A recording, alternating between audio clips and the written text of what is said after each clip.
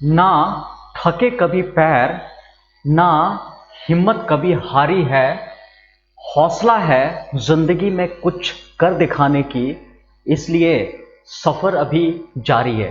हे, welcome back. मैं Dharmveer, motivational speaker, life and business coach.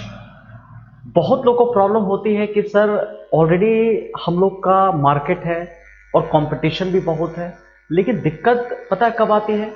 जब कुछ लोग अपना प्राइस को बहुत कम करके मार्केट में इन कर जाते हैं, दिक्कत वहां पर होती है सर। लोग उसी प्रोडक्ट को क्या है ना, प्राइस में कम प्राइस लेकर के मार्केट में इन कर जाते हैं और मार्केट का कुछ शेयर लेना स्टार्ट कर देते हैं। तो इससे कैसे बचे सर? हम अपनी प्राइस कम भी नहीं कर सकते हैं, और दूसरा क्या है कि लोग कंपटीशन में आ जाते हैं अपनी प्राइस को बहुत कम लेकर के। तो इसका क्या कुछ सॉल्यूशन है? बिल्कुल सॉल्यूशन है। ध्यान से देखिएगा, आज जबरदस्त तरीका बताने वाला हूं कि कोई अगर कम प्राइस के साथ भी मार्केट में इन करता है फिर भी आपका कॉम्पिटिटर नहीं बन पाएगा, आपके ऑडियंस को कैप्चर नहीं कर पाएगा। ठीक है, फटाफट दो बातें मैं आपको बताता हूं, ध्यान से देखिएगा।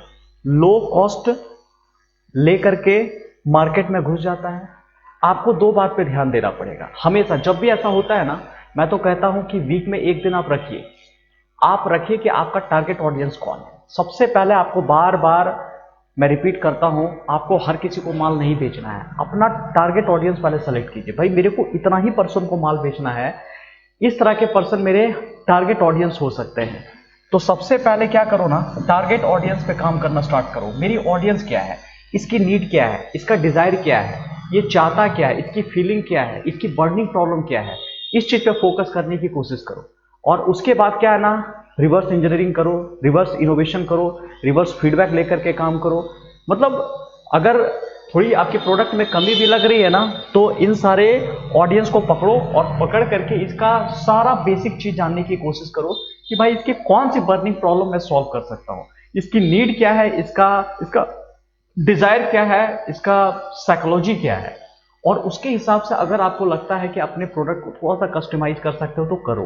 बहुत लोग गलती यही करते हैं कि अपने प्रोडक्ट पे काम नहीं करते हैं, नीड कुछ और है, प्रोडक्ट कुछ और है, उसके डिजायर को सेटिस्फाइड नहीं किया जा रहा आपका प्रोडक्ट, तो सच में आप मार्केट से आउट हो जाओगे। दूसरा, वैल्यू प्रोपोजिशन। आप अपने प्रोडक्ट को किस वैल्यू पर कस्टमर के सामने पोजिशनिंग कर रहे हैं, ये होती है वैल्यू भी क्या है ना, चार तरह का वैल्यू होता है। ध्यान से सुन लीजिएगा। पहली जो वैल्यू होती है, इसको हम लोग कहते हैं इमोशनल वैल्यू। कमॉन, इसको कहा जाता है इमोशनल वैल्यू। ठीक है, क्या आप अपना माल इमोशन के बेसिस पर बेच रहे हो? क्योंकि देखना, कुछ कुछ क्या होती है ना कि अगर इमोशन से कनेक्ट करके नहीं बेचोगे प्रोडक्ट को तो लोग नहीं खरीदते हैं। जैसे टाटा नैनो क्यों फेल हो गई?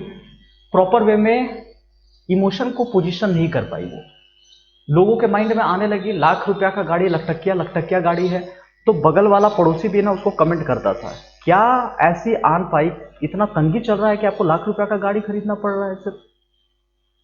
तो क्या हो ना, उसकी इमोशन को ठेस पहुंचने लगी। क्योंकि लोग जब कार खरीदते हैं ना, तो इंडिया की साइकोलॉजी बता रहा हूं, दिखाने के लिए खरीदते हैं। ऑफिस में जब भी बैठते हैं ना, तो अपनी चाबी निकाल करके पहले रख देते हैं कार की, ताकि उसकी स्टेटस पता चलेगा।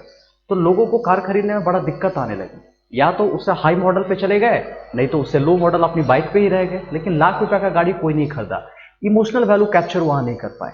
दूसरी, हालांकि इसको मैं डिटेल में कभी बताऊंगा, अगर आप लोग मुझे कमेंट बॉक्स में बताएंगे कि सच में सर ये सब वैल्यू के बारे में आप मुझे बताइए।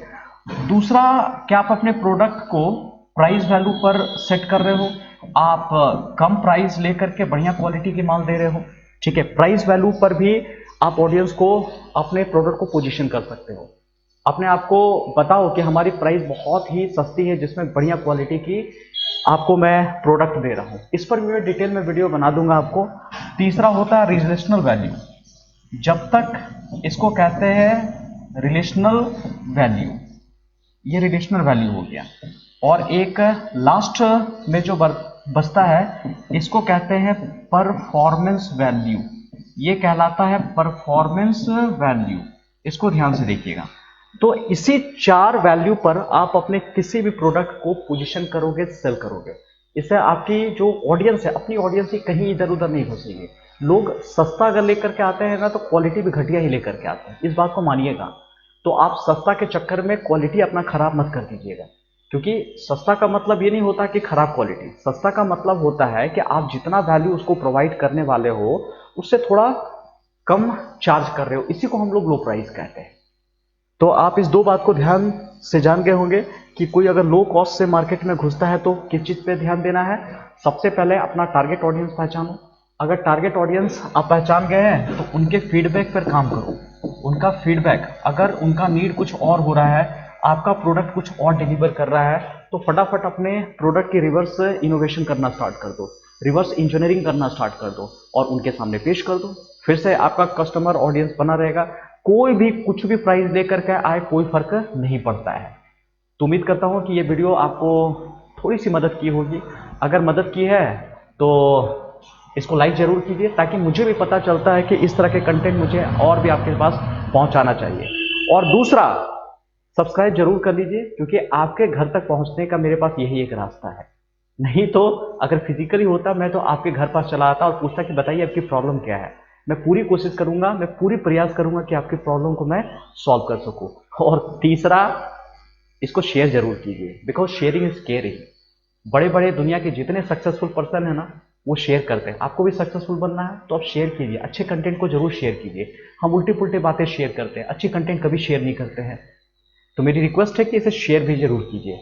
अगला वीडियो में मिलते हैं इसी तरह से। वीडियो को देखने के लिए और वीडियो को शेयर करने के लिए और करवाने के लिए आपको दिल की गहराइयों से नमस्कार।